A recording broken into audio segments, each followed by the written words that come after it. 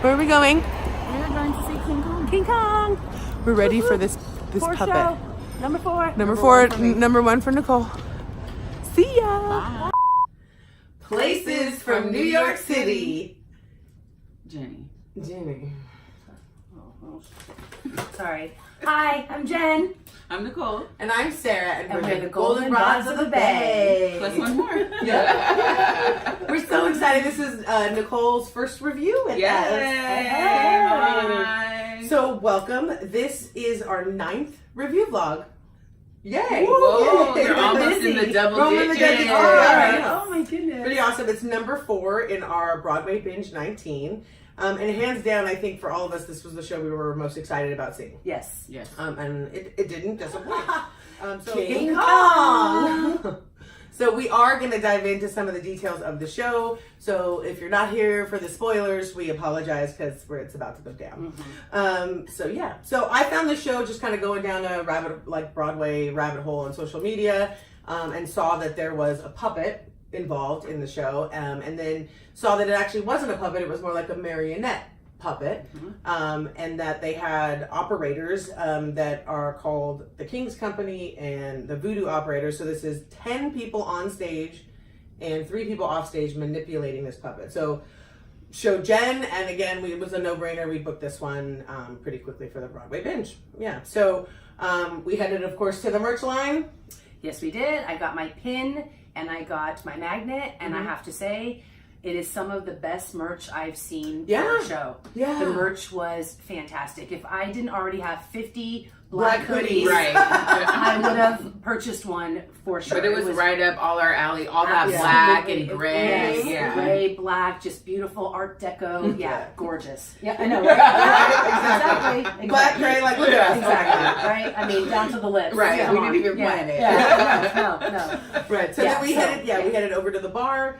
You guys got some waters. I got a cocktail, and then off to our seats. Jen and I sat in row E. We were row E, seat 9 and 11. And I was seat 103, which is like not the back, but kind of center of my row. Yeah. I thought it You was were a great orchestra seat. center though. Yeah. We were on the sides. And we're on the It was side. a So we great get to seat. give two perspectives Yeah. too, that's great. Yeah. Okay. So let's dive into this sort of technical marvel. Let's talk about the technical stuff. So sets, costumes, lighting, sound, all that good stuff. It was incredible. And there wasn't much in the way of set pieces, but still very blown away by the stage picture. Yeah, I loved how they used technology, now the video technology, projections. the video towards the end with the planes going by on the screen. I mean, absolutely breathtaking to see the combination of actual prop and seeing the digital too, which using those screens sort of really makes it limitless to what they can accomplish, and it was a marvel. The lighting too, making all of the different, the bullets and the different types of things that they did with the lighting. I thought was, and I like that they stuck to the film vibe of the original like King Kong pictures. The way that the projections were shot was very even the very last part that was straight out of one of those movies. And you mentioned too, being a sci-fi girl, you mentioned once you got into remembering this is going to be sci-fi, right. then you lent yourself to it. I compartmentalize musical theater, so sometimes it's hard for me because I like my bread and butter musicals. Like the most contemporary thing that I love is Hamilton, and even that when I first I was a little lukewarm. So for me, I have to take off my musical theater hat and put on my sci-fi hat, and then when the two of them merged for me, I was in. It took me a minute, but once I was in, I was in. Yeah. So let's talk a little bit about the sound. Yeah. So we had heard through other people that we should bring earplugs, right? So I don't know if my hearing's already a little damaged from a few concerts in my past, but I didn't have to put in earplugs. It was loud, which I think adds to. And who knows? Maybe the they magic. heard that. Maybe that was a common, and they turned it down. Maybe. You never know. Maybe. But you're right. I also am hard of hearing and had no problem with it. It was loud when it needed to be loud and scary, and it didn't happen often enough for it to be an issue. Okay. Exactly. We did have one sort of crying child that was overwhelmed by Kong. We'll say that much. I was overwhelmed by Kong. I was too. I was in the back row. Yeah. I had a lot of this going on. One whole half of the act, I was like, The girl next to me was clutching to her boyfriend, Yeah. and the little girl crying added to the scary. It did. Of it. It Really did. Yeah. Okay. So let's dive a little bit into some of the stand-up performances and the cast and that. Okay. So the voice of Kong was played by John Hoche, right? So he's part of what they call the voodoo players, right?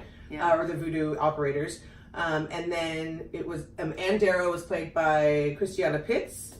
And then we saw, I know I elbowed you pretty hard in the show when Nick Rashad Burroughs came on stage. Who was our Lola in Kinky Boots, and who we also saw play the maestro, The minstrel, in Something Rotten. And so, hey boo. And he was amazing. And he was great. And then another one, Hamilton, we all saw Eliza Oman in Hamilton. Yeah. So just seeing her as an assistant dance captain for this show, beautiful lines. Okay, so usually this is where we talk a little bit about standout performances. We agreed that we enjoyed the show tremendously. It's sort of a technical wonder. You should see it. But I don't know if we sort of walked away with any sort of like, we weren't humming the songs. Right. It wasn't, Right. I don't know if there were any, there were some standout moments like technically, like when the boat sort of did its thing. And so there were some moments like that, but I don't know if I would say that there were any standout songs for me or anything like that. Like the Moonlight song was very pretty, but I couldn't remember the melody right now. Just right now, you reminded me of the Queen of New York. Yeah. But I definitely, for me, as a matter of representation, seeing Christiani in that role, it was very because you can't tell really if the role was written for a woman of color. It was originally done by a white woman. Okay. I know that they changed it. Yeah. So, and I was thrilled. And she brought herself to it. She wasn't a damsel. She was like a gritty, tough girl, and it wasn't over the top with any sort of forced racial stereotypes. She just lived in the role as herself.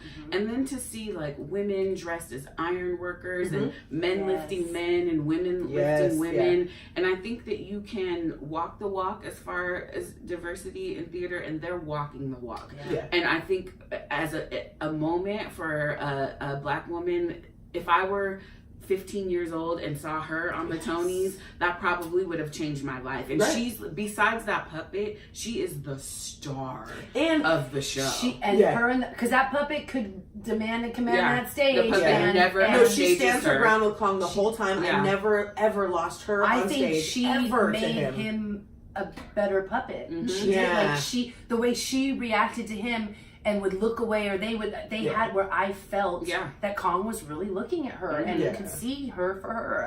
I felt and the amount of work she probably did with nothing on stage, or like people walking, and she probably just met that puppet a few days. Actually, I followed her on social media because that's where I found the show, and I remember seeing when she first met Kong or first did like the photo shoots, and it was.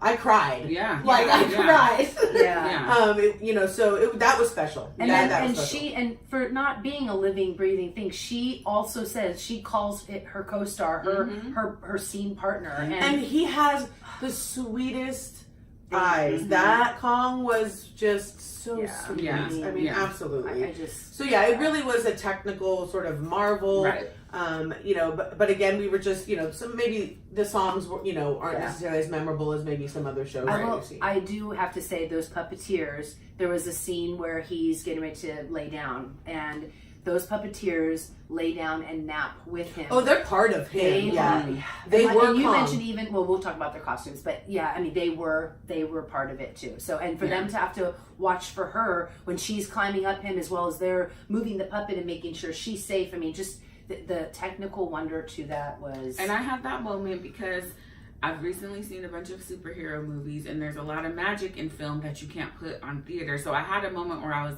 trying to ignore the puppeteers, and then I was like, wait, no, they're part of it too. Yeah. And the point of the costumes, I noticed that the puppeteers' costumes were made of the same material that Kong was made of. They were that's part of him, and like they were like leaping, and the counterweights for the puppet. It was just. It was a marvel. Incredible. Yeah, I think the show, we talked about that it's going to do well with tourists, with people who love theater, with people who who love don't. puppetry. People who don't People love who don't theater. love theater, I think, who would like marvel science at this. Yeah. fiction or Superhero films, Yeah. science fiction. It's something you can bring your 12-year-old son who is like about everything. Right. You can bring him and he'll be like, that was cool. Because there's not really a love story. Nobody really kisses. it's you know, not, it's very, Yeah. So yeah, again, I think that was a great, what was it, number 4 of our Broadway binge. The first one for Nicole to join us with. It's a good one to start with, huh? Yes. All right. Well, we will see you around the theater. See you on the other side. Curtain.